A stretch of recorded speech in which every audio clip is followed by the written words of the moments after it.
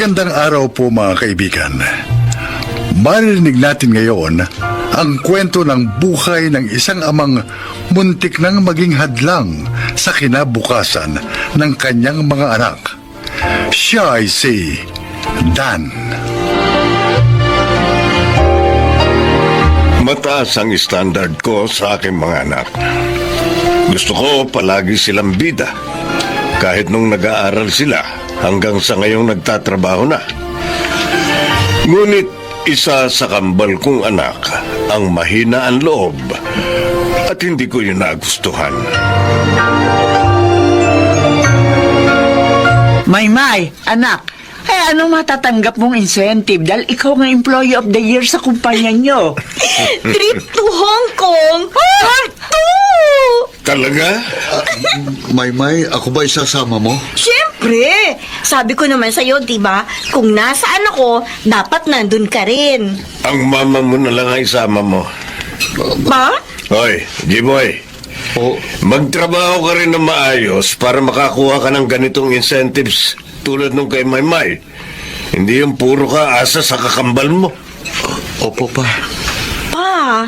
Si mama mo isama mo para makapag-relax naman yan. Dahil palaging stressed out, kaaalaga sa inyo. Naku, ayos lang naman kung kayo ni Jiboy ang magpapa-Hong Kong. Mga bata pa kayo, kaya dapat mag-enjoy kayo. Ikaw na lang. Kasi hindi ka pa nakakapuntang Hong Kong. At least, ako bata pa. Baka next year, baka pamasyal na rin ako sa abroad kapag nakaipon ako. Sus, paano ka makakapamasyal sa abroad sa lagay mong yan? Baka nga lagi kang nakakagalitan ng boss mo dahil hindi ka nagpe-perform na maayos. Pa? Pa, Gayahin mo si Maymay. Kahit nung nag-aaral pa kayo, palaging number 1. Ikaw naman, palaging kulelat.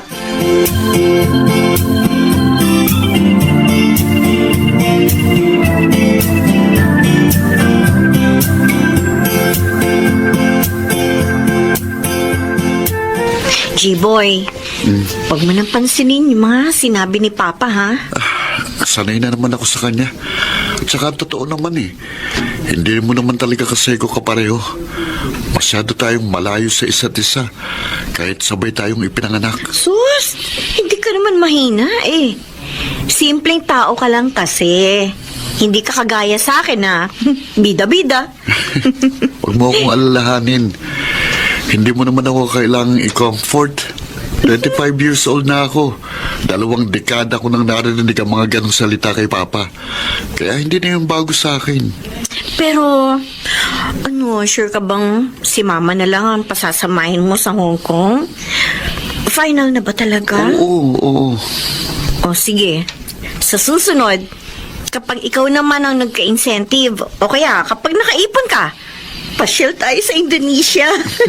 Oo. Di ba sabi natin, iikutin natin ang buong mundo? Oo, at tutuparin natin yun.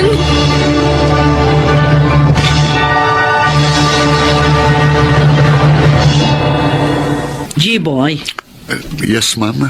ikaw ang ipapadala ko sa branch natin sa Singapore. Naku. Mag-prepare ka na, ha? Bakit po ako? Anong klaseng tanong yan? Ma'am, ayoko po. Hindi ko po kaya. Baka po malugi tayo kapag akong ipinadala nyo doon. Malaking project po ito. Hindi ko po kaya. Anong hindi mo kaya? Ako ang pumili sa'yo. Wala ka bang tiwala sa akin? Ma'am, mahina po ako. Talaga pong hindi ko kaya. Maghanap na lang kayo ng iba. G-boy! Sorry po. Hindi ko po kaya.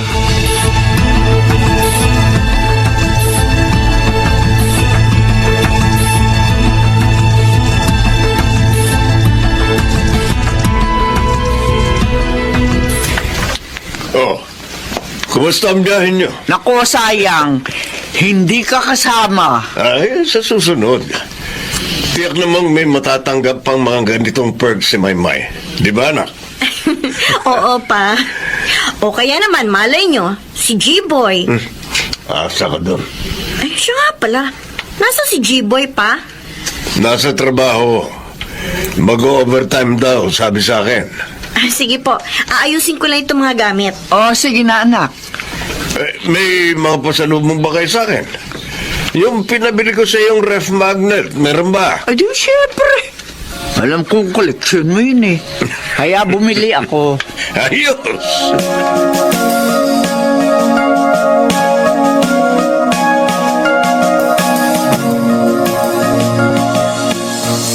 La la la la. Hoy! Ay, naku. Pambira ka naman. Nakakagulat ka eh.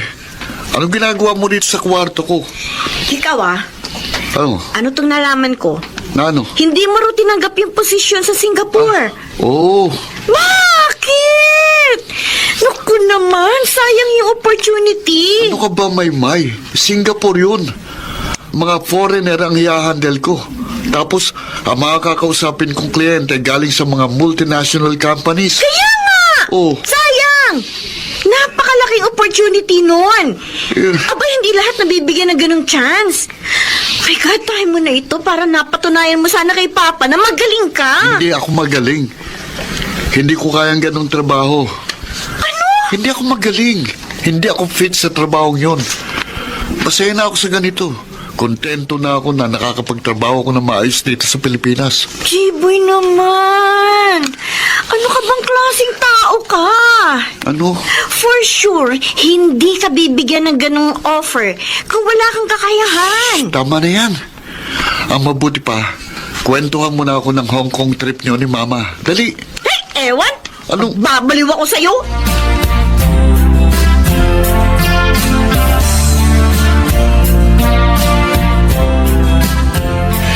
Promoted ka na naman, May. Proud na proud talaga ako sa'yo. Salamat pa. Oh, di mas malaki ng obligasyon mo ngayon, anak. Oo nga po. Kaya kailangan ko mag-double effort. Ikaw, G-Boy. Po, Kailan ka mapopromote? Ilang taon ka na dyan sa trabaho mo? Kung ano ang posisyon mo nung nag-apply ka, ganun pa rin hanggang ngayon. ayoko po ma-promote pa. Ano? Okay na ako sa ganito. O, bihira ka talagang tao ka. Oh. Nakukontento ka sa ganyang posisyon? Di wala ka nga yatang maipon dahil ang baba ng sweldo mo. Dan, tama na. Nasapag tayo. Bobo kasi itong anak mo eh. Ah! Pa naman? Nakukontento sa ganyang klaseng trabaho? Hoy, hindi kita ginastosan sa pag-aaral mo noon para maging ganyan lang, ha? Dan, ano ba? Kumakain tayo. Sorry pa. Sorry kung hindi ko mamit ang standard nyo. Sorry. Ito ang tandaan mo, G-Boy. Wala akong anak na mahinang kagaya mo.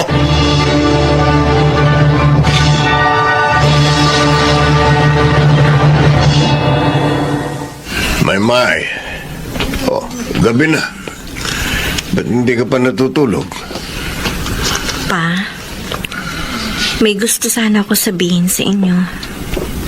Ano yun? Tungkol kay G-Boy. Bakit? Alam niyo ba? Mapopromote na sana siya. Actually, sa Singapore sana siya ma-assign ng boss niya. Siya ang mag-handle ng office nila doon. Kaya lang hindi niya tinanggap ang offer. Tanga talaga. Pa, sana tigilan niyo na ipaggamit ng mga salitang tanga, bobo, at mahina para kay G-Boy. Totoo naman, ha? Mas magaling ka sa kanya. Magkambal kayo pero malayong malayo siya sa'yo. At sana rin po, wag niyo na kaming palaging ikinukumpara sa isa't isa. May. Magkaiba kami, pa. Magkaiba kami ni G-Boy. Pero pareho kaming may kakayahan. Hindi lang po ako ang magaling. Kung tutuusin, mas magaling sa akin si G-Boy. Kaya lang, ayaw niyang nakakaagaw ng atensyon. Napakasimple niyang tao. At marahil nawalan na rin siya ng tiwala sa sarili niya. Kasi palagi ninyo sinasabing mahina siya. Pinaniwalaan niya yun, pa. Kaya kahit napipili siya sa mga mas malalaking project, hindi niya tinatanggap. Kasi ang akala niya, hindi niya talaga kaya. Pa, Magkapatid kami ni G-Boy. Huwag niyo po sana kaming gawing magkakumpetensya. Mahal kong kakambal ko.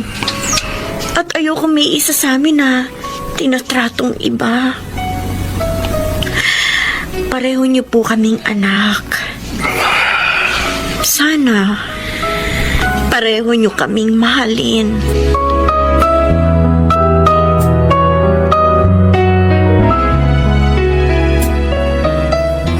Jiboy, once in a blue moon lang dumating ang opportunity ito.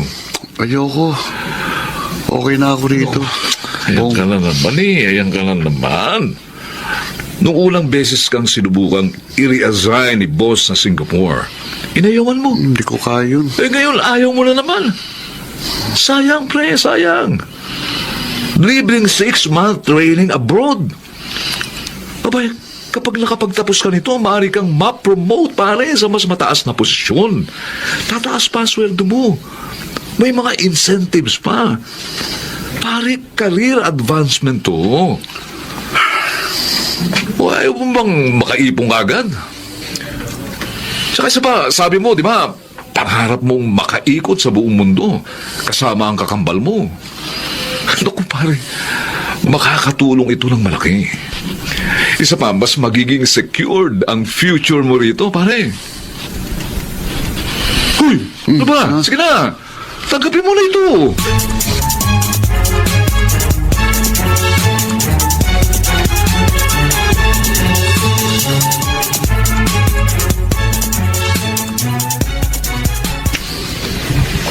Oh, G-Boy, mauna na ako sa'yo, ha? May meeting kasi kami, kailangan maaga ako. O sige, ingat ka. Yung lunch pack mo, baka maiwan mo na naman. Ay, oo nga pala. Naku! Alam mo, the best ka talaga. Kayo loves na loves kita. Ano ba? Kinikis mo naman ako eh. Naka-reserve na ito para sa magiging girlfriend ko. As if. Kaya kunin mo na yung baon mo. At umalis ka na kasi malilate ka na. Yes, sir! J-Boy, Ay, pa? ito ay suot mo ngayon. Ano ito? Di ba nakikita ko ano yan? Long sleeves. Bagong bili ko yan. Freelancer na rin ang mama mo. Oh, Yan ang isusuot mo. At sabihin mo sa boss mo na tinatanggap mo ang offer niya. paano niyo hong nalaman? Kinausap ako ng pinsan mo si Bong. Sabi niya ayaw mo na naman daw tanggapin yung training abroad. Pa, baka... Anak, I'm sorry. Patawarin mo ko. Kung palagi kitang minamaliit at ikinukumpara kay Maymay. Pero gusto ko lang sanang mas mag-effort ka pa. Hindi ko alam na ibang idinudulot sa self-esteem mo ng mga sinasabi ko. I'm sorry, anak. Pa? Magaling ka dahil anak kita at deserve mo ang pagkakataong ito, kaya tanggapin mo na.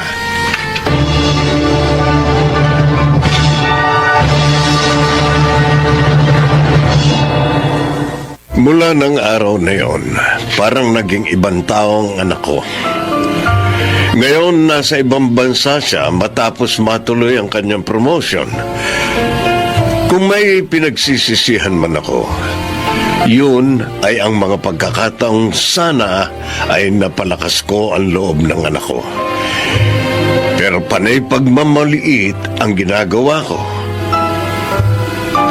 Pero ngayon, napagtanto kong ang anumang sinasabi natin sa ating mga anak ay siyang tumatatak sa isip nila at maaari itong makabuti o kaya naman ay makasama sa kanila.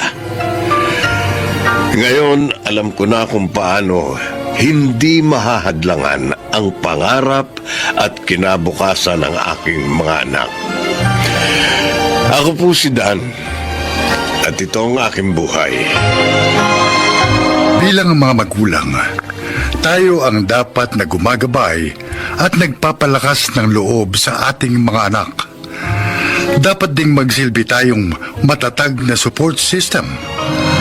na pagkukunan nila ng tapang at lakas ng loob sa pagharap sa mga pagsubok sa buhay.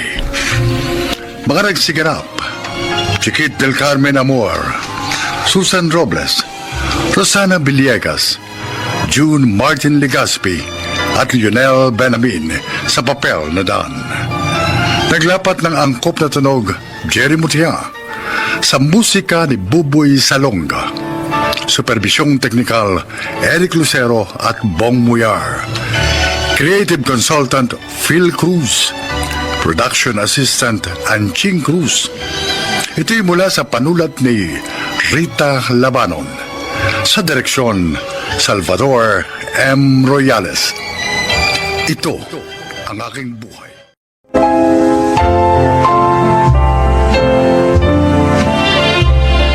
Magandang araw po mga giliw naming tagapakinig. Isa na namang kasaysayan na kapupulutan ng aral sa buhay ang inyong maririnig ngayon.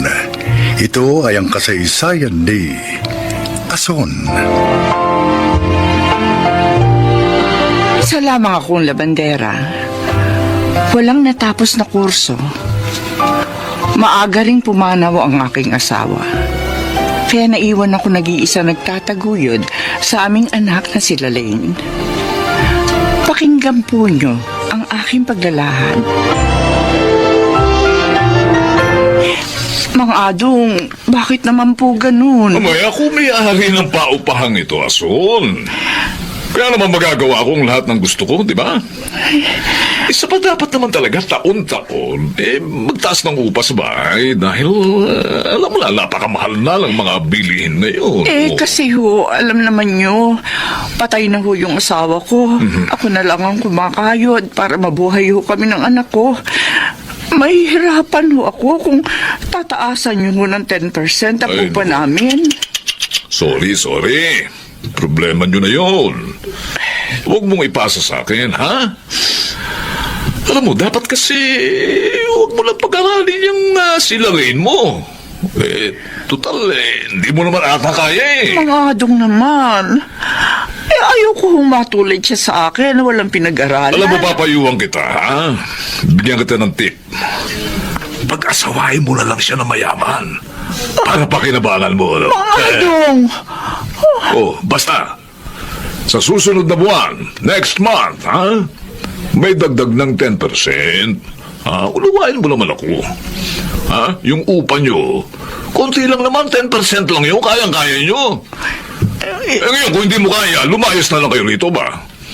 Maraming kukuha nito. Yung kayang magbayad.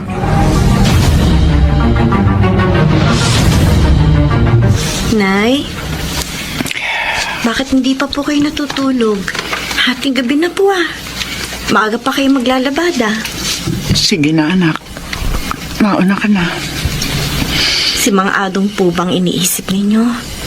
Yung mga sinabi niya kanina? Alam mo, Narinig ko pong lahat ng sinabi niya sa inyo kanina. Di na nga lang ako nagpakita sa kanya. Huwag po kayong umiyak. May naisip na po akong paraan para mabawasan ang problema natin. ano yun? Nangangailangan po ng tindera sa kantin ng university namin. Papasok po ako doon para yung kikitain ko doon, yun na po ang panggastos ko sa pag-aaral ko. Pero baka mahirapan ka.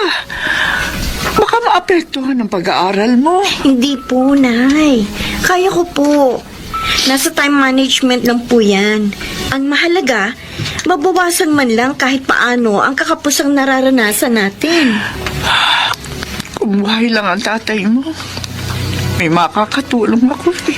Pero wala na po si Itay. Kaya tayong dalawa na lang po ang magtutulungan.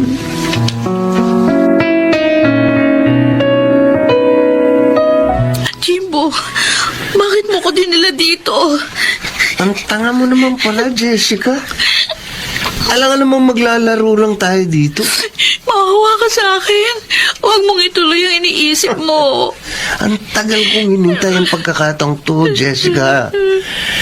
Na madadala kita dito sa bakating bahay namin. At sa wakas, nangyari din. Palayain mo na ako. Pakiusap. Hindi kita isusumbong sa mga polis. Ano, utang ha?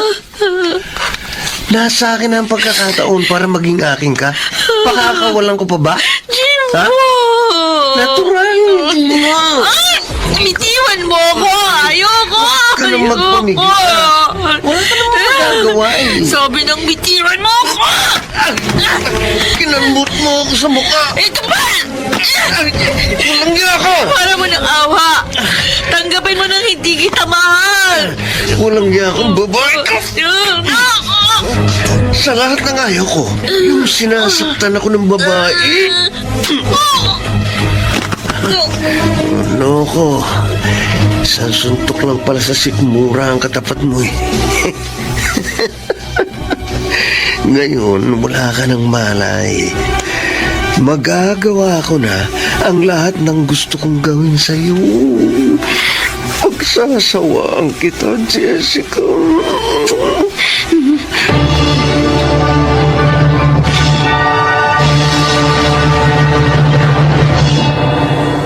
Tinawagan ko ng lahat ng mga kaibigan at kaklase ninyo.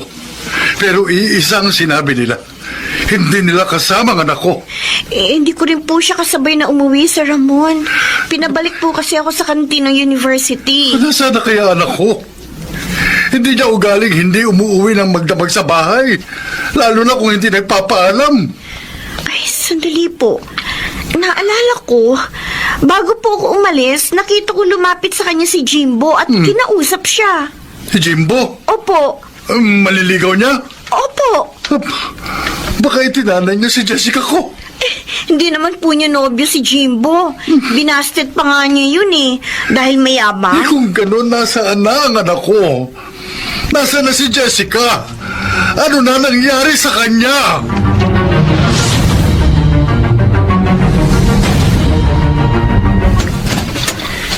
Good morning, Aling Ason. Ay, good morning din, Jimbo. Meron ka bang kailangan? May pinasasabi ba ang papa mo? Wala ho, wala. Gusto ko lang sanang magpalabas sa inyo eh. Umalis na kasi last week yung labandera namin. Ay, oo, sige, sige. Mabuti nga, may dagdag kita ako eh. Salamat ho. Konti lang naman ho ito eh. Ito po sa lalagyan. Ah, sige. Dadaling ko na lamang sa inyo mamaya, ha? Naku, huwag na ho. Mapapagod pa kayo. Ako na lang ang kukuha dito sa inyo. Tsaka, eto nga po pala ang bayad ko. 1,000? Sa inyo na ho lahat yan. Pero sana po, huwag niyo sabihin kay Papa ha, na nagpalaba ako sa inyo. Ha?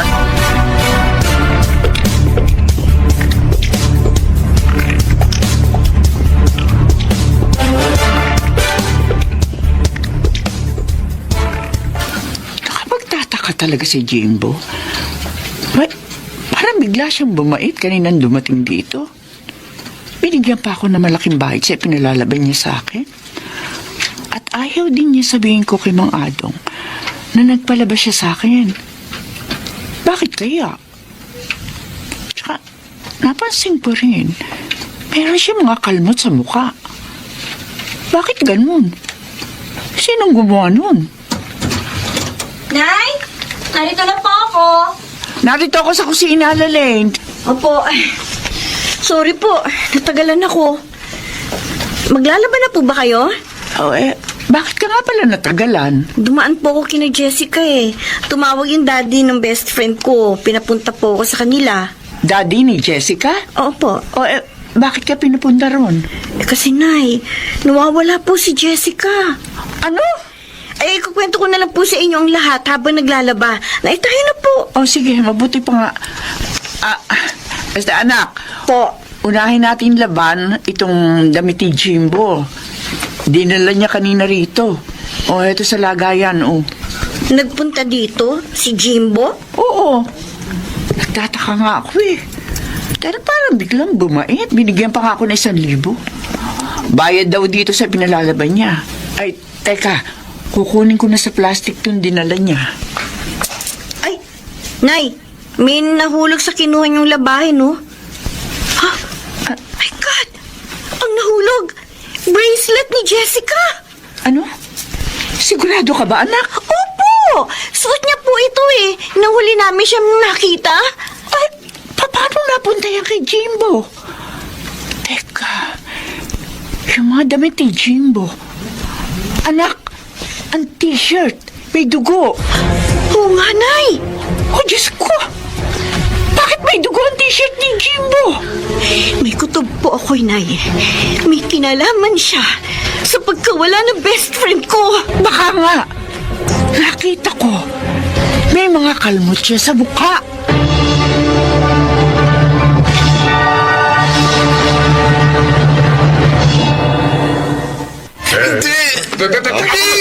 Hindi ako sasama sa inyo! Ano kailangan nyo sa anak ko? Bakit niyo siya inuuli? May reklamo sa inyong anak, mister. Ano? Kaya iniimbitahan namin siya sa presinto. Ano? Nakuha ko sa damit niya ang bracelet ng dalagang nawawala at natagpo ang patay sa bakanting bahay niyo. Ano? Jimbo? Totoo ba ito? Tulungan niyo ako pa. Huwag niyo silang payagang isama ako. Ayoko makulong. Jimbo, totoo ba ang sinasabi nila? Papa. Sumama ka na lang ng maayos para hindi na tayo magkagulo pa dito. Mamang pulis, Oh. sandali lang. Baka pwede nating pag-usapan ito. Mabait naman itong anak ko eh. Sige, sir. Pero doon tayo mag-uusap sa presinto namin.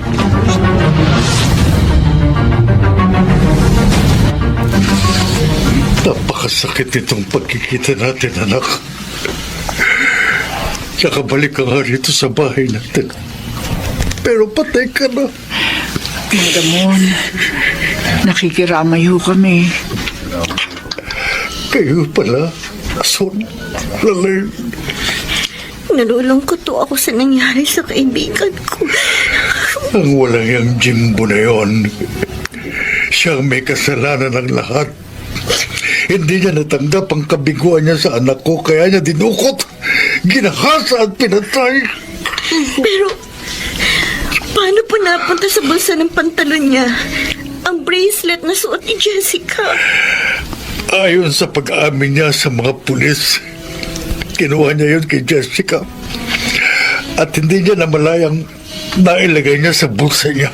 Kaya pala, at yung mga kalmot niya, marahil, kalmot yun ni Jessica na manlaban sa kanya. Tama ka, Ason.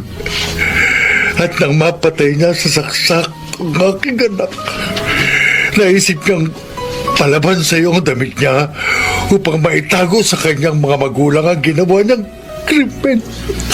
Kawawa naman ang kaibigan ko. Alamot na lamang sa Diyos dahil nakita niyo mga katibayan sa krimen na yun. Ang inaalala ko ngayon ay si Mang Adong. Malamang ho, nagalit yun dahil sa pagtestigo namin laban kay Jimbo.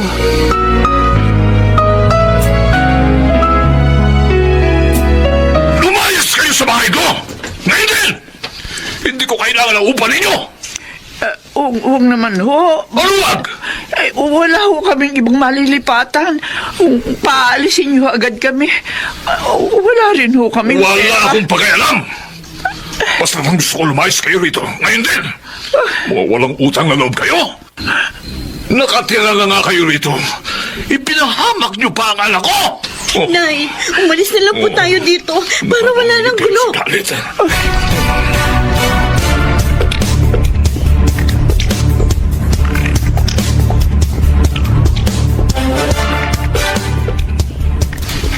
Mang Ramon, kayo ho pala. Nalaman ko ang ginawa sa inyo ni Adong. Galit na galit ho siya. Kaya umalis na lang kami. At nakituloy muna po dito sa kapitbahay namin habang wala pa ho kami magagamit para sa bagong malilipatan. Kaya nga gusto ko kayong alukin na sa bahay na tumira. Ho? Sa amin ka na magtatrabaho, Ason.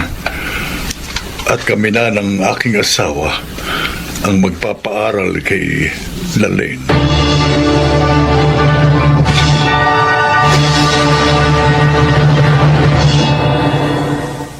At doon na nga kami tumira sa bahay ni Sir Ramon. Sa kanila na ako nagtrabaho hanggang sa makatapos ng pag-aaral si Lalaine. Sana po'y kinapulutan niyo ng aral ang aking kasaysayan. Ako po si Ason, isang dating labandera, at ito ang aking buhay. Hindi pinababayaan ng dakilang lumikha ang nilalang na may malinis na kalooban. Mga nagsiganap, Chiquit del Carmen Amor, Rosana Villegas, June Martin Legaspi, Lionel Benjamin, Bobby Cruz, at Susan Robles sa papel na Ason. Naglapat ng angkop na tunog, Jerry Mutia, sa musika ni Buboy Salonga. Supervisyong teknikal, Eric Lucero at Bong Muyar. Creative Consultant, Phil Cruz. Production Assistant, Anching Cruz. Ito'y mula sa panulat ni Telma Corporal Alcantara. Sa direksyon, Salvador M. Royanes. Ito ang aking buhay.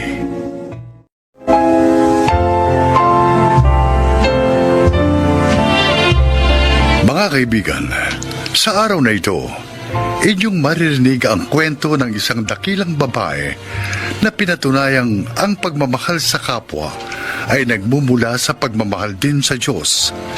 Siya ay si Dahlia.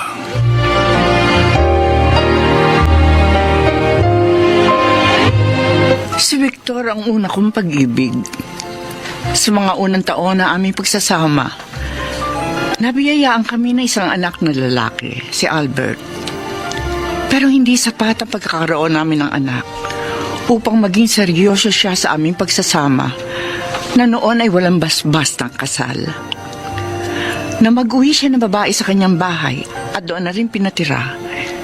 Yun ang ginawa kong ultimatum upang humiwalay na sa kanya. Ilang taon na lumipas at nakilala ko si Jaime sa isang pagtitipon sa simbahan. Isang mabait at maalalahaning doktor. At nang lumaon, nagkaibigan kami ni Jaime at nagpakasal.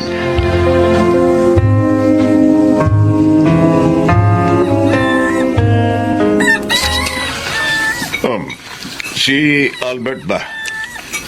Alam na ba ang kalagayan ni Victor? Oo. Pero alam mo naman ang batang yun. Basta tungkol sa kanyang ama, hindi siya interesado. Kaya mo. Tatawagan ko. Kakausapin ko. Maraming salamat palagi sa pangunawa, Jaime, ha? Ay, kung wala nga lang akong appointment sa mga pasyente sa klinik ngayong araw na ito, sasamahan kita sa pagdalaw kay Victor sa Bataan. Pero pangako, sa ibang araw na libre ako. Sige. Basta kung hindi man ako makauwi agad, pinagluto na kita ng mga uulamin mo. Pinagparti-parti ko na, iinit mo na lamang sa microwave. Nandoon lahat sa freezer, ha? Sige. Ako nang bahala. Ay, eto nga pala ang 1,000 piso. Ipamili mo ng mga prutas para may maipasalubong ka kay Victor. Makabubuti ang mga prutas sa kalagayan niya. Tiyak na matutuwa ang matandang yung kapag nalaman pinadalan mo siya ng mga prutas, Jaime. Magpalakas ka mo siya. At wag kung ano-anong iniisip. Mag-ehersisyo ka mo siya. Total, malawak ang bakuran niya ron. Hayaan mo. Sasabihin ko sa kanya lahat ng mga paalala mo.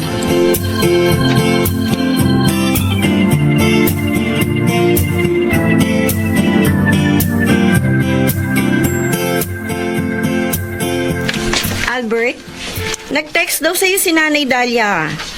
Nag-text sa akin nagtatanong kung nabasa mo na raw ba. Hindi ko nga kasi maiwan itong mga gulay na pinagbubukod-bukod ko sa mga stall. Baka kasi biglang dumagsa ang mga customer. Hindi pa natin naihanda ang ating mga paninda. Ano ba sabi ni Inay? Papunta raw siya sa Bataan. May sakit daw si Tatay Victor Kung makakasunod ka raw ba doon? Hindi na. Mas mahalagang hanap buhay natin dito. Dito natin kinukuha ang ating mga pangailangan. Kaya nandito ang priority ko. Sige. Di sasabihin ko na lang na busy ka dito sa market stall natin. Kung bakit kasi pinawiwili niya yung matandang yun. Na tuwing magkakasakit, siyang nag-aasikaso. Kung tutuusin, Matagal na silang walang kaugnayan sa isa't isa. Mabait nga kasi si Nanay Dahlia. Hindi niya matiis si Tatay Victor. Hindi na makatwiran yung kabaitan ni Inay Iris. Inaabuso lang ng matandang yon ang kababaang loob niya.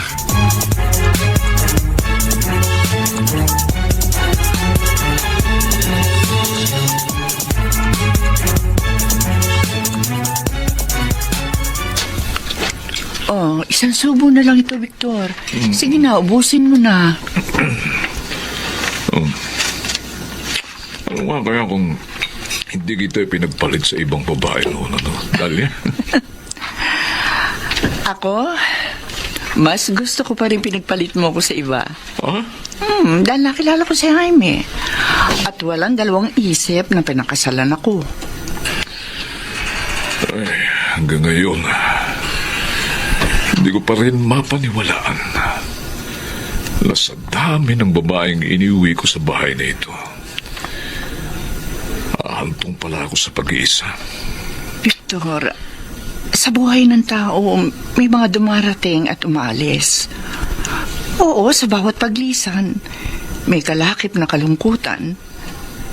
Pero kailangan pa rin nating harapin ang mga bagay-bagay. Inaamin ko, labis kong pinanghihinayangan ang pagkawala mo sa buhay ko.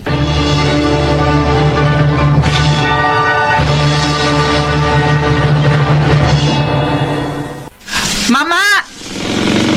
Pakihatid po lang sa bayan!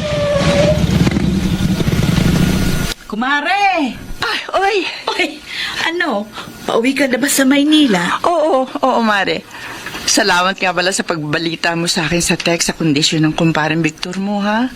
Kahit papaano, naririyang ka at nakakabalita ako sa'yo. Oo. Eh, sino pa ba naman ang magtutulungan kundi tayo? Huwag kang mag-alala. Lagi ko namang nakikita yung mga kilos niya doon sa loob ng kanyang bahay. Malalaki kasi yung mga bintana. Eh, kitang-kita ko mula sa bintana namin. Oo, pero sana lang, inumin niya yung mga gamot at vitamins na iniwan ko sa kanya. Kailangan nga kasi yun ang katawan niya. Pinagluto ko na rin ng pagkain. Inilagay ko na lamang sa refrigerator niya. Napakabuti mo pa rin talaga kay kumparing Victor, ano, kumare? Kung sana nga lang, nakita niya yung kabutihan mo noon pa man, ano? Huwag na nga natin pag-usapan na nakaraan. Tapos na yun eh. Oh, papaano? Nainip na si Mamang Tricycle. Balitaan mo na lamang uli ako, Mari, ha? Oo, siya. Sige. Oy, Mare, ingat ka sa biyahe, ha? Salamat. Kumusta na lang sa inaanak kong si Albert? Oo, makakarating. Sige na, aalis na ako, ha? Sige. Mama, tayo na po.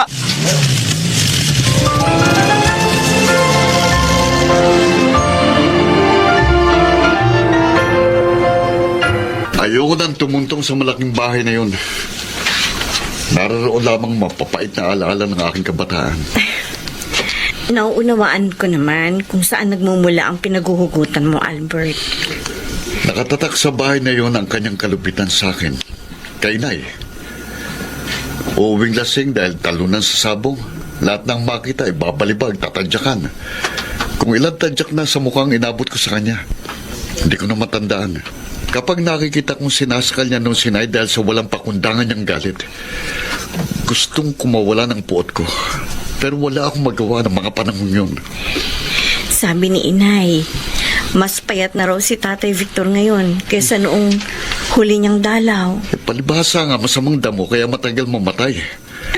Ang nakakainis lang, bakit kailangan pa naming madamay ni Inay sa mga dinaranas niya ngayon? Hindi pa pwedeng basta na lang siya mamatay at maglaho sa mundo.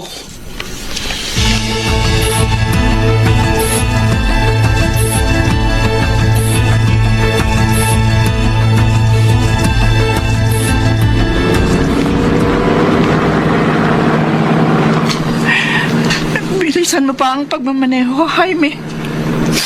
Baka hindi na natin abutin ng buhay si Victor. Eto nga't ang bilis na ng takbo natin. Kailangan din natin mag-ingat dahil baka tayo naman ang madisgrasya. Ang sabi sa text si Kumaring Doris, nakita raw niya na sumuko ng dugo sa may bintang na si Victor. Pagkatapos noon, bumagsak na raw sa loob ng bahay. Kaya hindi niya na alam ang sumunod na nangyari. Huwag ka mag-alala. May dala akong first aid kit. Kung ano man malalapatan din natin siya ng Lunas pagdating doon. Pero paano kung udat na natin siyang patay? Paano? Pwede ba? Huwag ko ano-ano ang iniisip mo. Natataranta na nga ako sa pagmamaneho.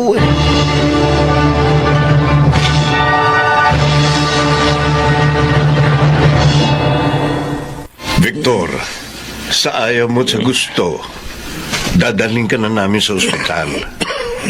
Masela na ang kondisyon mo. Kailangan na ng agarang pagsusuri sa sakit mo. Ayoko na, Jaime. Kung mamamatay man ako ngayon, mas gusto ko dito na lang sa bahay. Victor, Dito sa bahay ko. Victor, makinig ka kay Jaime. Siya nakakaalam sa kalagayan mo. Sige na, Dalia. Ihanda mo na ang kanyang mga gamit. Bubuhatin ko na siya para maisakay sa bus. Ayaw nyo na lang akong mamatay rito. Teka. Ayaw na lang akong mamatay.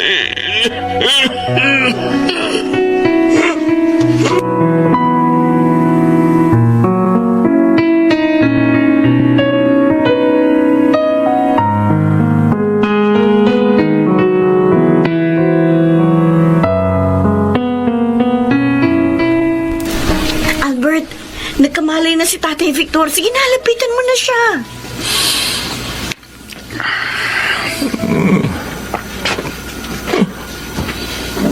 Albert, ikaw ba yan, anak? Ako nga po, tay. Aaminin ko po sa inyo na kahit masamang loob ko sa inyo, Albert, hindi ko rin pala matitis na hindi kayo makita. maraming salamat, anak.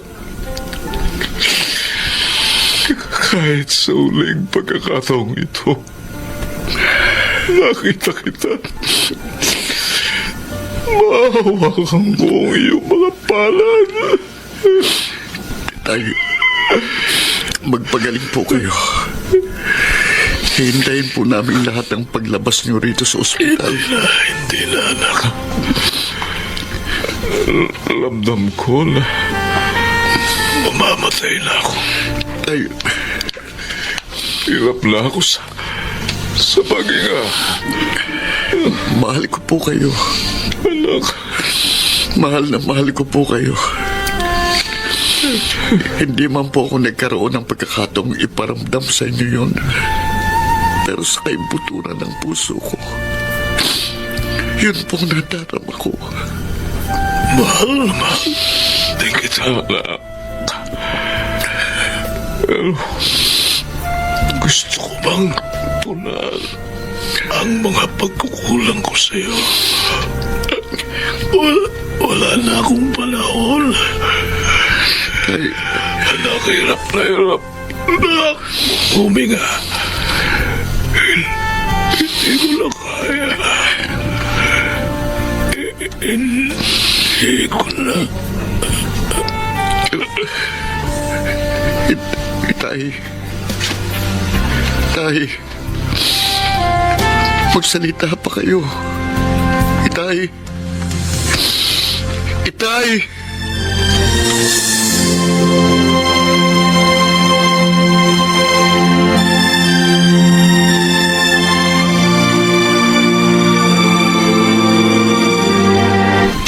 Ayon sa death certificate na inilabas ng ospital, kanser sa baga ang siyang ikinamatay ni Victor.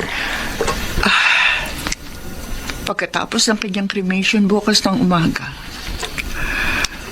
makahihinga na tayo ng maluwag. Naisip ko, doon na rin sa vault na nabili ko doon sa Columbari, ilalagak ang kanyang urn. Mainam na ron para nasa maayos ang lagay.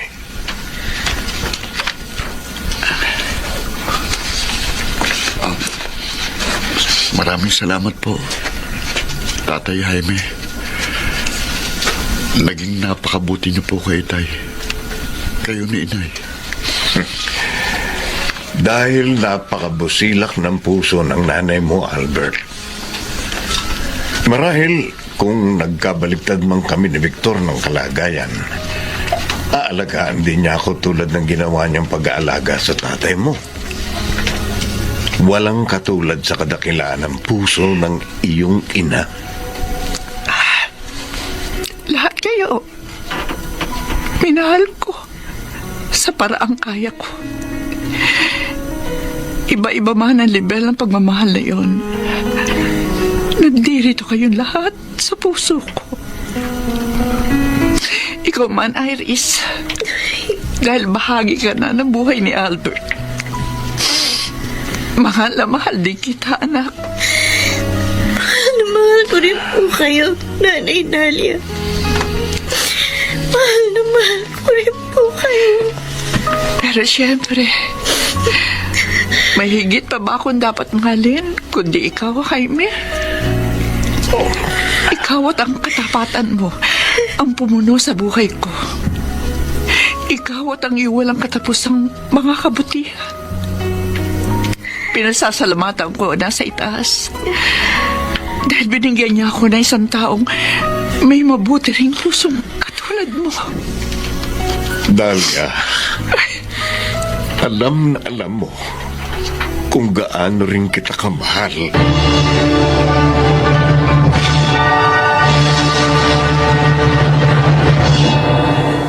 Pagkaraan namin mailagay sa maayos sa mga abo ni Victor, nagsimula na rin kaming bumalik sa normal naming mga buhay.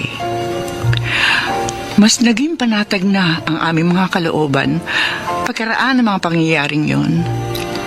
Dahil alam naming nasa payapa na rin siyang kalagayan sa piling ng nasa itaas. At sa mga naganap at magaganap pa sa aming mga buhay. Wala pa rin mababago sa tunay at kababaan loob na ipagkakaloob namin kanino man. Ako po si Dalia. At ito ang aking buhay. Lubos na mahalaga ang kabutihan.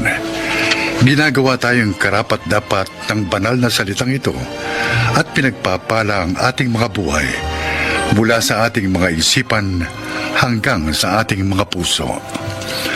Makanagsiganap, Chiquit del Carmen Amor, Rosana Villegas, Lionel Benamin, June Martin Legaspi, at Susan Robles sa papel na Dalia.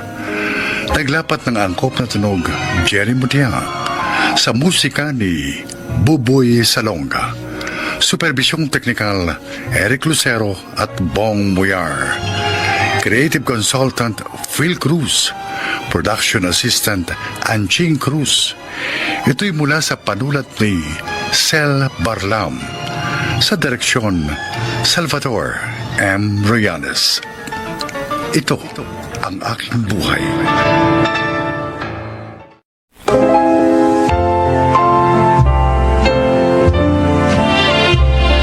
Sa araw na ito, inyong maririnig ang kwento ng isang may bahay na isinakripisyo ang sariling karir upang suportahan ang mga pangarap ng kanyang mga minamahal. Siya ay si Hilda. Isa akong industrial engineer at nagsisilbing product supply manager sa isang malaking korporasyon ng consumer goods sa ating bansa. Maganda na ang takbo ng trabaho ko, pero binago ang lahat ng yun ng mga plano ni Nick para sa pangarap niya sa aming pamilya.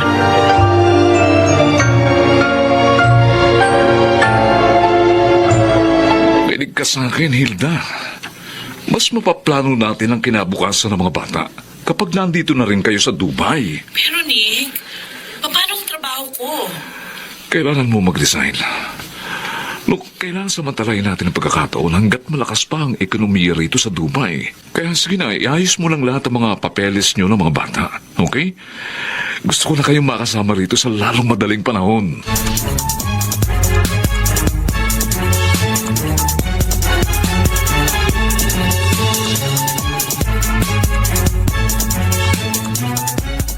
Narinig mo rin ba ang pag-uusap kanina sa telepono ni Nanig at Hilda? Ha? Wala naman tayo magagawa kung yun ang desisyon ni Nick para sa kanya mag-iina. karapatan naman niya yun. Sa kauna-unahang pagkakataon, mawawalay sa atin ang ating anak, pati ng ating mga apo. Abay, iniisip ko pa lang. Hindi pa nangyayari. Parang nadudurog ng puso ko sa lungkot. Nasanay kasi tayong kasama sila simulat sa pool. Pero yun na nga, darating talaga ang pagkakataong mawawalay sila sa atin dahil magpupundar na sila ng sarili nilang buhay.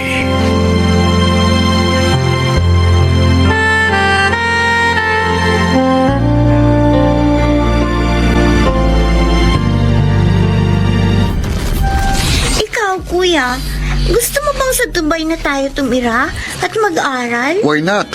Saka kung yun ba ang desisyon ni Daddy? Iniisip ko lang kasi, magkakaroon din kaya ako ng mga friends doon? Siyempre, may Filipino community rin doon. Kaya for sure, may mga magiging kaklase rin tayong mga Pinoy doon. Feeling excited ka na talaga, ha, Oo kuya? naman. Saka, talagang nami-miss ko na rin si Daddy. Tama nga kasi siya. Na kapag nandun na tayong lahat sa Dubai, mas magiging masayang pamilya na tayo kasi nga, magkakasama-sama na tayo.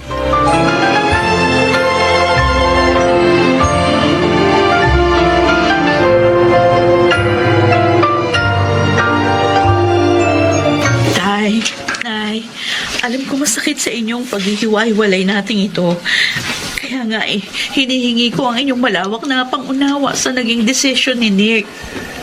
Karapatan ni Nick na isipin ang para sa ikabubuti niyong mag-ina, Hilda. Lalo na para sa mga bata. Alam kong maganda ang pangarap niya para sa mga apo ko. Malulungkot man kami ng tatay niyo. Pero kung para naman sa magandang hinaharap na naghihintay sa inyo sa Dubai, buo ang suporta namin para sa inyo ni Nick, anak. Maraming salamat po, Nay. Tay, huwag kayong mag-alala. Palagi namin kayong tatawagan ng mga bata para kumustahin. Basta tuparin mo yung pangako mo yan, ha? Dahil kahit man lang mga boses niyo marinig namin ng tatay niyo, magiging maligaya na kami. Tay. At wag niyong kalilimutan mag-post ng mga retrato niyo araw-araw sa Messenger, ha? Para nakikita rin namin ng mga ginagawa niyo ron sa Dubai. Opo. Sa ganung paraan, para na rin tayo magkakalapit. At nang hindi rin namin masyadong maramdaman ng nanay niyo ang inip sa pagkakalayo-layo natin.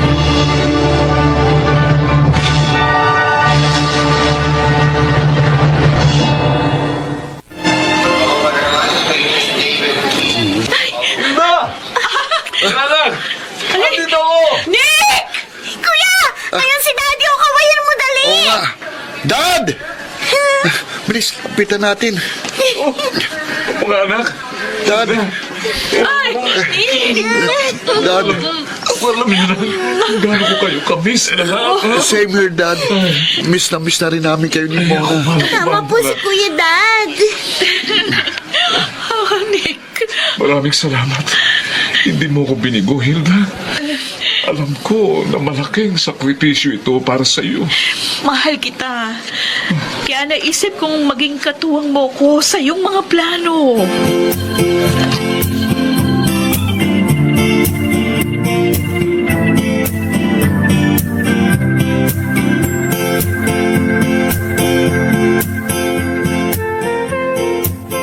Abay! Abay, naku! Ay, tingnan mo! Kagaganda ng mga retrato yung pinadala ni Hilda sa graduation ni Adam sa kanyang senior high school dito sa Messenger, ah! Tingnan mo! Napakabilis talaga ng panahon. Hindi tayo nainip, eh. Magkukuleyo na pala si Ada. Ay, oo! At sa susunod, si Mona naman ang aabangan natin makatapos din sa kanyang senior high. Ay, sadyang masisikap sa pag-aaral ang mga apo natin, abay. Kaya naman ang ama nila, sadya rin mataas ang pangarap para sa kanila. Para sa akin, ay napakapalad ang anak natin kay Nick. ay kung papaano napakapapalad din ng mga apo natin sa pagkakaroon ng isang mapagmahal at responsabling ama na nagiging sandigan nila sa lahat ng sandali.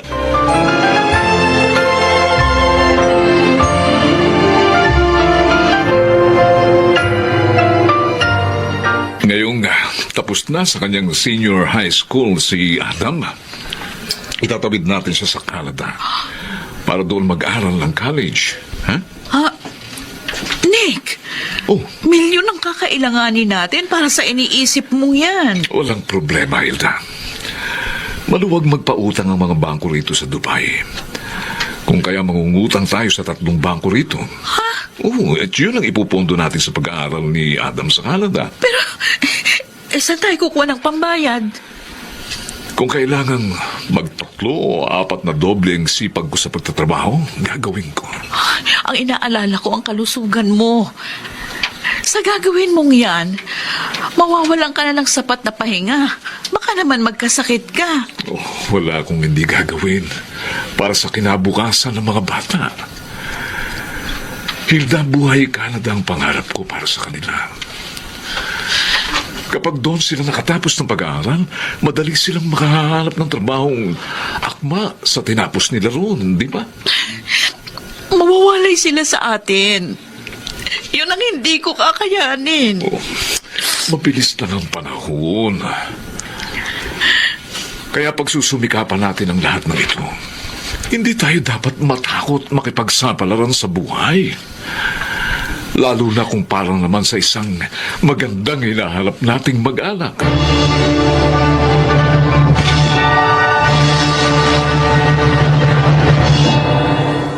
Nick, 6 na mahabang taon na ang nakalipas nung huli nating madalaw sa Canada ang mga bata.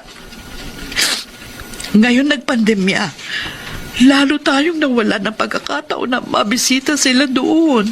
Eh, palagi naman natin silang nakakausap sa video, chat, di ba? At na-update nila tayo sa maayos nilang kalagayan doon. Kaya wala kang dapat ipag-alala, Hilda. Ang gusto ko makita at mayakap ko ang mga anak natin. Lalo na ilang buwan na lang. Magtatapos na si Bunso sa kanyang kursong fashion management. Gusto ko naroon ako sa araw ng kanyang graduation. Hilda, ngayon ka ba naman may inip? O di ba ang sabi ni Adam na isubmit na niyang lahat ng mga papeles niya sa pagiging citizen doon? At hinihintay na lang niya ang go signal ng gobyerno. O at pagkatapos, mapoproseso na niya ang pagpipetisyon naman sa atin, ha? Ilang mahabang taon pa rin yun, Nick. Ay, Inip na ako sa paghihintay. Inip na ako.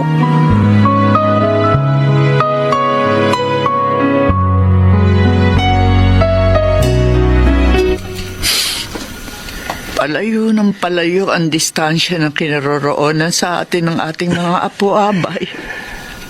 Ang mahalaga, palapit naman ang palapit si Nick at Hilda sa pangarap nila para sa kanilang mga anak. O, tingnan mo ka. Kaganda ng trabaho ni Adam sa isang marketing company roon. At tiyak, maging si Mona, makakukuha rin ng magandang trabaho roon pagka-graduate niya sa kursong kinuha niya. Sana lang isang araw magkaroon ng pagkakataong makasama natin silang muli. Sabik na rin ako makita at mayakap ang mga apo ko.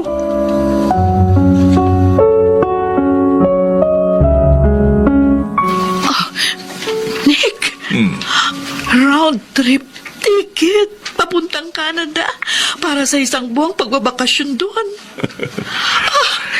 alam ko nga kasing inip ka nang makita mga bata. Kaya yan, iniutang kita ng pamasahe papuntang Canada, ha? Ayan, hawak mo na, ibili kita ng ticket papunta roon at pabalik din dito, ha? Pero teka, kasalukuyan pa rin tayo nagbabayad sa mga dati nating utang dahil sa pagpapaaral ng mga bata. Huwag mo nga isipin yun.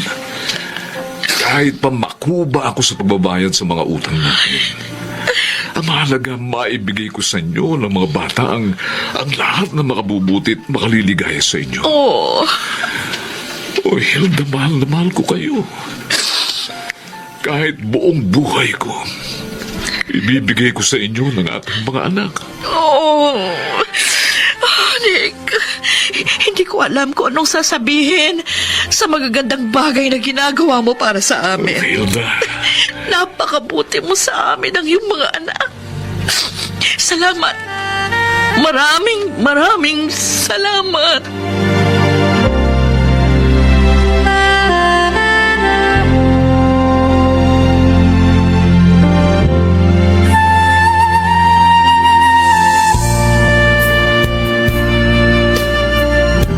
Hey, Dad! Anak. Salamat sa chance na makasama namin dito si Mami. Pero mas masaya sana kung nandito ka rin. oh, Yeah, Dad! Miss na namin kayo ni Kuya. naku, inip na rin akong makasama kayo, mga anak. But one day soon, ha? Magkakasama-sama rin tayong lahat dyan. Yun naman talaga ang layunin ko para sa ating lahat. At maraming salamat sa mga pagsisikap niyong makapag-aral dyan, ha, ng maayos. Sa kabila ng pagkakalayo-layo natin. Naku, talagang pinahanga niyo ko, mga anak. No, Dad. It's not us. It's you. Oh, Ikaw at ang mga gabing ginawa mong araw para lang mapag-aaral kami rito at maibigay ang aming mga pangailangan. We salute you, Dad. You're one in a million. Kami ang proud na proud sa iyo. Hey, Dad! Are you crying? Napaiyak ka ba ni Kuya? hindi ako mahihiyang aminin sa inyo na umiiyak ako dahil sa mga naging tagumpay nyo sa buhay, mga anak. Pero dagdag pa dyan, ha, kasama natin ang mami nyo sa tagumpay natin ito. Siya at ang moral support niya, di ba? Siya pa rin ang gumawa ng pagpapalakas ng loob natin. Number 1 siya na dapat nating pasalamatan, ha, mga anak? Nick, ano ka ba? Kailangan bang payakin mo rin ako? Para sa akin, ikaw ang pinakasusi sa pagkakamit ng lahat ng ito. Hilda, Mahal na mahal kita. Mahal na mahal ka namin ng mga anak mo. At sa bawat layunin mo, lagi pa rin kaming nasa iyong likod. salamat. Mahal na mahal ko rin kayo. At natitiyak ko, darating din ang araw na magkakasama-sama tayo.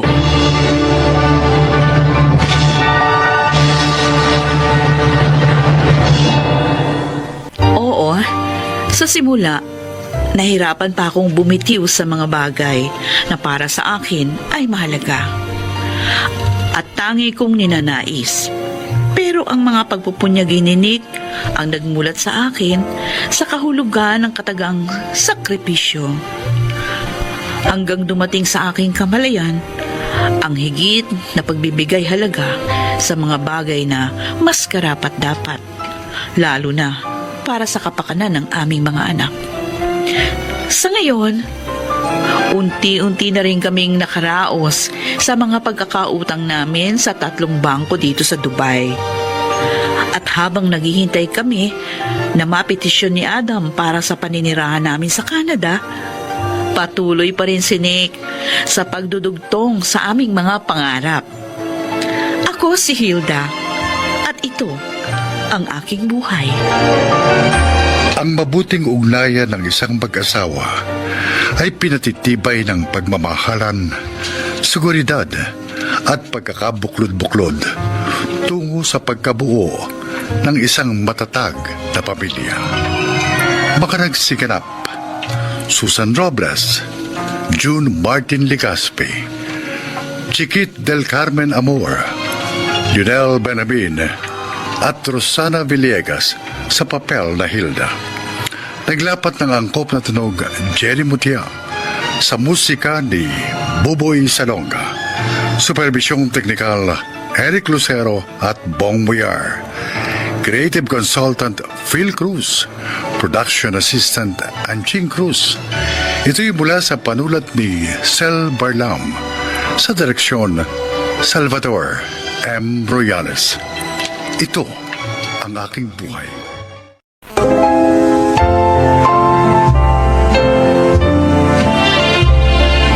Magandang araw po mga giliw naming tagapakinig. Isa na namang kasaysayan ang inyong maririnig na kapupulutan ng aral sa buhay. Ito ay ang kasaysayan ni Reister. 5 kaming magkakapatid. Naiwan kami ni Itay kay inay nung siya mamatay. At dahil panganay ako, akong naging katuwang ni inay sa pagtataguyod sa aking mga kapatid. Pakinggan po ninyo ang aking kwento. Talagang ipinakwadro mo pang diploma mo, Leslie, ha? Siyempre naman, kuya. Dahil proud ako eh. Kasi kahit mahirap lang tayo, natapos ko ang high school. Tama yan. At matataas din ang marka mo, anak. Tulad ng Kuya Reister mo nung magtapos siya ng high school. Sayang nga lang, hindi na ako nakapag-college. Pwede na, kuya. Ha? Kasi ngayon tapos na ako. Magtatrabaho na ako. Makakatulong na ako sa inyo ni inay kahit papano. O di pwede ka na mag-start ng ilang subject sa course na gusto mo. Oo nga, no. At may mga state university rin na maaari kong pasukan. Reister, Po. siguraduhin mo lang na kaya mo, ha? Dahil hindi madali ang mag-aral habang nagtatrabaho.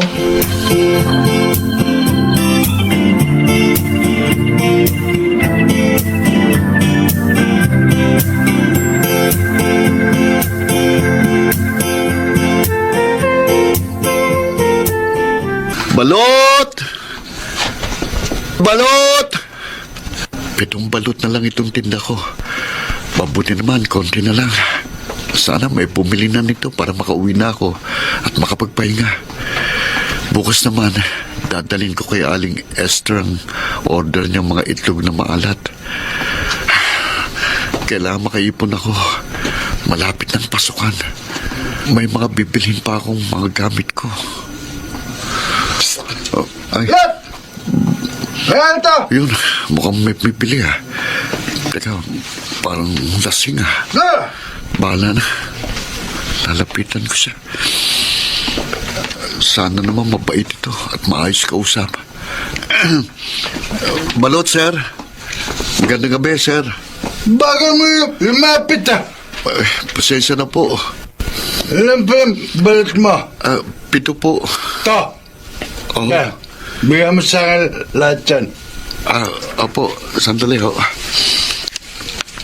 Tama-tama, nakasupot na ho eh. Ayos. Init pa. Sige. Diyan ka na. Sir, sandali. Ang bayad niyo po. Ba? Ano pala? Sabi ko, di ba bigay mo sa akin? Wala ko sinabing babayaran ko. Sir, huwag naman po ganun. Nagtatrabaho po ako na maayos para kumita. Para ho makaipon at makapag-aral. Walang pakialam! Giles dyan! Aliko, Gago siya! itinulak niyo ako. Gago ka eh! Kulit mo! Sinisingil mo ko! Wala naman ako sinabing babayad ako! Kung hindi kayo magbabayad, akin ang mga balot ko. Wala kaya ka! Hinagaw mo yung balot ko, ha? Ha? Betot sa'yo! Nagpasasuntok mo. Ayoko sana ng gulo eh. Pero namimilit ka. Kaya tikman mo ito ko. Isang suntok lang pala ito. Pag sa kagad eh. Yabang mo. Hinambagi sa'yo. Ang matulog sa kalye.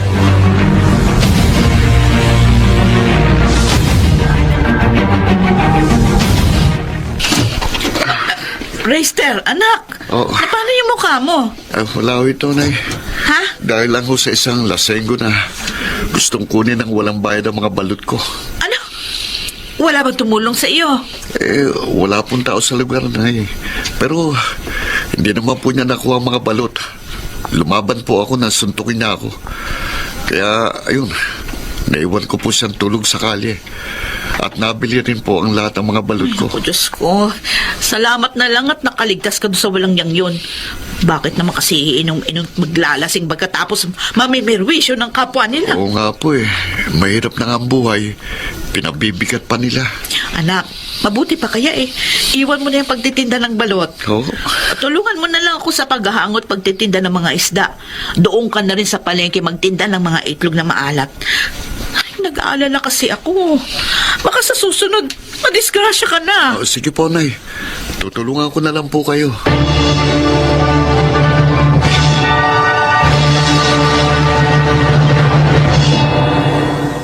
Hindi ka na pala nagtitinda ng balot, Chrysler?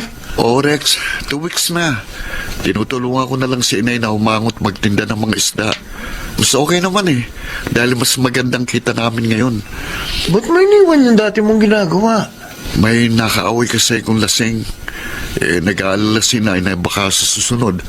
Madisgrasya na ako kaya sinunod ko na lang siya. Pero mahirap pa rin ang trabaho yan. Ha? Mangangamoy mabaho ka. Nag-aaral ka pa naman. Naliligo naman ako bago pumasok sa university. Ano ko ba? Mas madali itong trabaho ang ihalo ko sa iyo. Mas kikita ka pa ng malaki. At kung magiging matalino ka lang, pwede ka pang yumaman. Talaga? Oo! Teka, ano bang trabaho yan? Baka mahirap. High school lang ang natapos ko. Kayang-kaya mo to, pre. Kahit nga, hindi ka nakapag-high school.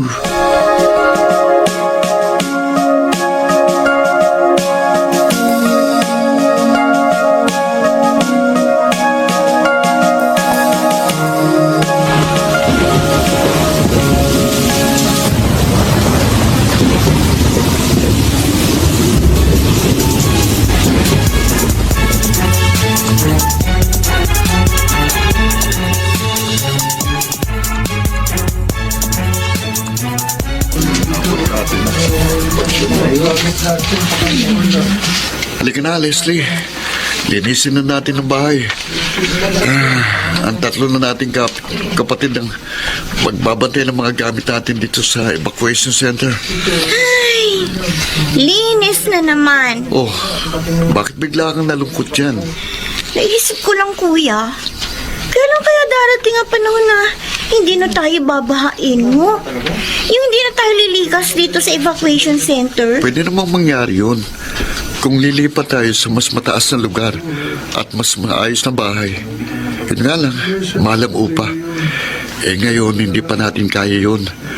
Dahil nag-aaral pa kaming 4. Oo nga. At tayo lang ni na inay ang nagtatrabaho. Pero huwag tayong mawala ng pag-asa, Leslie. At huwag tayong tumigil sa pagsisikap. Malalagpasan din natin ang kahirapang ito. Ay, sana nga, kuya. Tara na maglinis. Alalahanin mo. May pasok ka pa mamaya sa trabaho mo.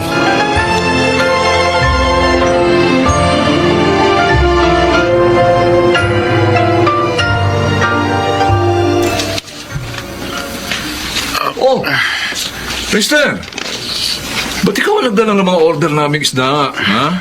Nasaan sa yaning bilhin? May sakit si Inay, Dindo. Ha? Kaya ako na lang ang humango at nagtinda ng mga isda ngayon. Ay, ganun ba? Teka, sandali nga. Oh, ito ang bayad namin. Oh, ayan. Oh, sa'yo na, suklay, sa'yo na. Ako, salamat, pre. Mukhang mucho ka ngayon, ha? Okay, ikaw naman talaga. Lagi ako mucho. Ha? Maganda kita ko sa trabaho ko eh. Lagi pa ako mabango, ha? At may mga bagong gamit, ha? Hindi ba umalis ka na sa fast food? Passport? Naku, matagal na, pre. Matagal na. Mas maganda na ang trabaho ko ngayon. Gusto mo, sama ka? Ha? Ha? Oo, tutulungan kita kung paano gagawin. Kasi, Dindo, baka katulad niya ng trabaho ni Rex. Naku, pre. Oh, Niyaya din ako ni Rex doon. oh. Pero ayoko. Delikado yun eh. Alam mo, pre, mas maganda yung tulagan ko. Ha? Malaki na ang kita. Safe pa, pre. Ha? Ganito lang gagawin, ha? Halika. Oh. Makinig ka.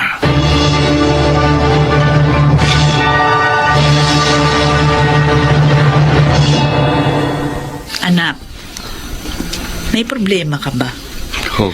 Kasi ilang araw ko nang napapansin. Matamlay ka. Wala po, Nay. Okay naman po ang pag-aaral ko. Kahit na nga mahirap dahil nagtatrabaho ko. Baka naman masama ang pakiramdam mo. May sakit ka. Ay, opo, Nay. May masakit po talaga kay Kuya. Ano? Ano yun? Ang puso niya. Nabasted po kasi siya ni Jenny. Yung maganda at may kaya na nakatira dun sa 3rd Street. Bakit ka naman nabasted, anak? Ayaw daw po niyang magkaroon ng mahirap na boyfriend dahil hindi maibibigay ang gusto niya. Naku, materyosa naman palang babaeng yun. Sabi ko nga rin po yan kay Kuya eh. At saka hindi siya nakapanghihinayang na mawala. Dahil lalo ka lang masasaktan at magkakaproblema kung yung magiging nobya mo, ganun. Alam ko naman po yun, kaya nga sinisikap ko ng kalimutan siya eh. Hindi ko lang akalain na ganun pala ugali niya. Ay, huwag naman sanang makaapekto sa iyong pagsisikap ang naging kabiguan mo, anak. Marami pa namang babae. At kapag naabot mo na ang iyong mga pangarap, higit pa sa Jenny na yun, ang matatagpuan mo. Belen, yung bayad ko sa isdang dala mo, oh. Salamat ho, Aling Esther. Hindi mo yata kasama sa racer ngayon. Ay, may practice ho sila para sa graduation. Aba, ay kagaling naman ng anak mo, ano ha? Patatapos na pala siya ng kolehiyo. Awa po ng Diyos. Si Leslie ko naman sa call center na nagtatrabaho ngayon. Alam mo, Belen, Ho. ay, mapalad ka sa mga anak mo kahit maaga kang nabalo. Dahil mababait, masisipag at walang bisyo yung mga anak mo. Determinado silang maabot ang kanilang pangarap. Lalo na si racer mo. Totoo po yun. Oh, mabuti na lang. Hindi naging katulad direct si racer. Bay kung nagkataong hindi siya nakalayo sa binata ngayon. Baka nakakulong din ngayon ang anak mo. Ha? Nakakulong ho si Rex? Bakit ho? Nagbebenta pala siya ng mga party drugs. Tulad nung ecstasy, ano yun? Ecstasy raw. Nahuli. Oh, ayun. Kulong ang abot niya. Ay, talagang tama ang anak ko sa hindi pagsama sa kanya.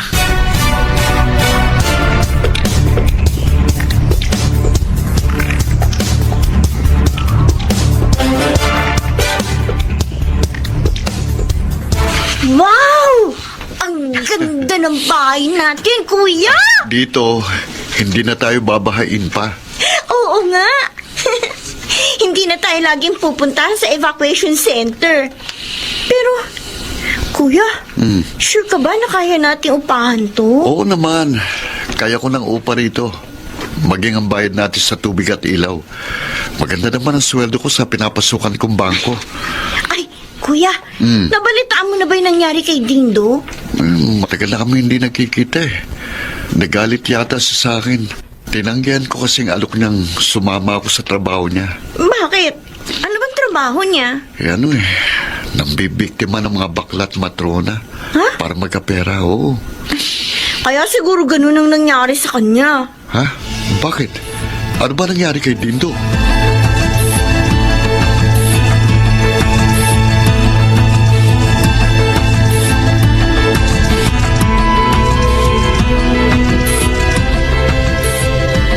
Dindo, pare, hindi ko akalaing ganyan kalalang nangyari sa'yo. Binugbog ako lang. Anak lang matrolang sugar mami ko, Lester. Natuklasan kasi nila na meron pa akong ibang syota. Halos masirang kagwapuhan mo, pre. Naku, Ilang ngipin mo pang nabungi, Oo nga eh. Ilan yan? ay, huwag mo na bilangin. Ngayon ko napatunayan, pre, na tama ka sa pagtanggi sa halo ko sa'yo noon. O yan, ngayon tapos ka na ng college. At may maganda kang trabaho, pre. Pare, pwede rin naman magkaroon ka ng magandang kapalaran. Basta't may sipag at tiyaga ka lang. Determinasyon at matibay na pananalig sa Diyos.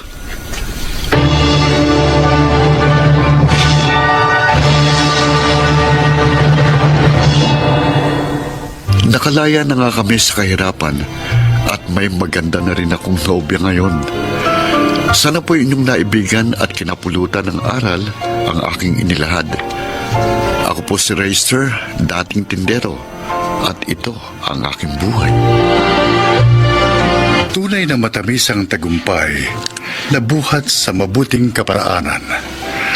Mga nagsiganap: Rosana Villegas, June Martin Legaspi, Chiquit del Carmen Amor, Junel Benjamin, Susan Robes, at Phil Cruz sa papel na register. Naglapat ng angkop na tunog Jerry Mutia, sa musika ni Buboy Salonga, supervisyong teknikal Eric Lucero at Bong Muyar, creative consultant Phil Cruz, production assistant Anching Cruz. Ito'y mula sa panulat ni Thelma Corporal Alcantara, sa direksyon Salvador M. Royales. Ito ang aking...